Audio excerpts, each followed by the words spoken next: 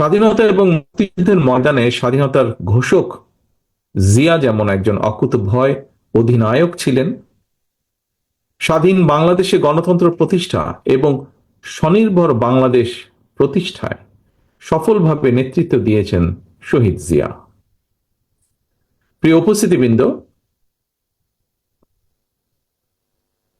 স্বাধীনতা, মুক্তিযুদ্ধ এবং মুক্তিযুদ্ধ পরবর্তী স্বাধীন বাংলাদেশের রাষ্ট্র, রাজনীতি এবং দেশ পরিচালনায় শহীদ জিয়ার অবিস্মরণীয় অবদানের অনেক বিষয় আজকের সম্মানিত আলোচক বৃন্দের আলোচনায় উঠে এসেছে। আমি চেষ্টা করব সেই বিষয়গুলো আমার বক্তব্যে আবার পুনরুল্লেখ না করতে।